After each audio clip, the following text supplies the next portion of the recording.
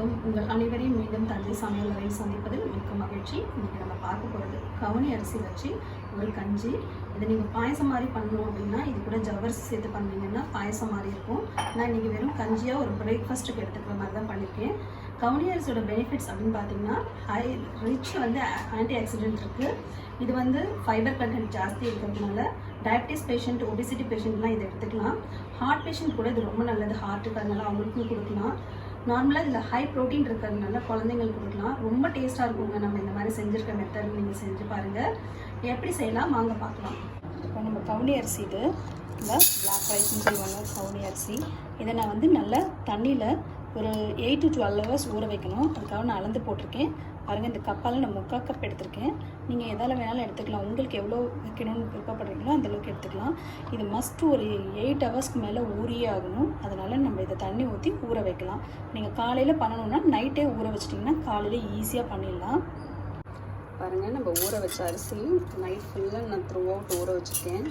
பார்த்திங்கன்னா தெரியும். பாருங்கள், நல்லா கை ஒடிகிற அளவுக்கு இந்த மாதிரி இருக்குது. கையில் வச்சு ஜாமுக்கிறோம்னாலே நல்லா ஊறிருக்கு. இது எல்லாத்தையும் நம்ம குக்கரில் சேர்த்துட்டு, நான் இதால் 1 கப் தான் ஊற வச்சேன். நான் இப்போ இதால் 4 கப் கிட்ட தண்ணி வைக்கிறேன். ஏன்னா இந்த அரிசி வேகிறதுக்கு நல்ல டைம் எடுக்கும். அதனால் நான் 4 கப் தண்ணி வைக்கிறேன்.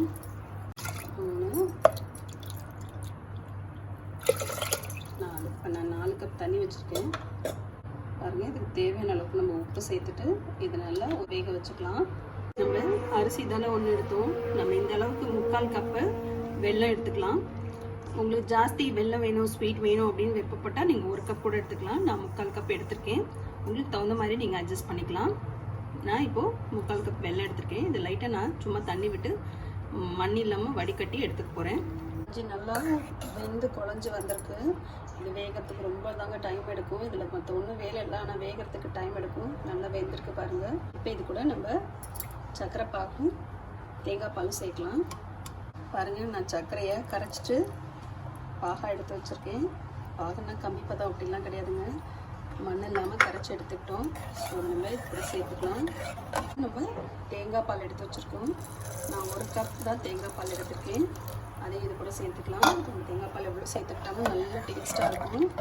ஏன்னா இதோட டேஸ்ட்டே இந்த தேங்காய் பாலில் தான் இருக்குது. ஸோ நல்லாயிருக்கும். பாருங்கள், ஒரு மாதிரி பார்க்கவே பிங்க் கலராக, எப்படி பர்பிள் கலர், பிளாக் கலர் எப்படி வேணாலும் சொல்லலாம், டார்க் ப்ரௌன் அப்படிங்கிறாங்க. ஒரு மாதிரி நல்ல கலரில் இருக்குது. சாப்பிட்டு ரொம்ப நல்லாயிருக்கும், டேஸ்ட்டாக இருக்கும், உடம்புக்கு ரொம்ப நல்லது. கொஞ்சம் கூட நான் ஏலக்காய் பவுடர் ஆட் பண்ணிக்கிறேன்.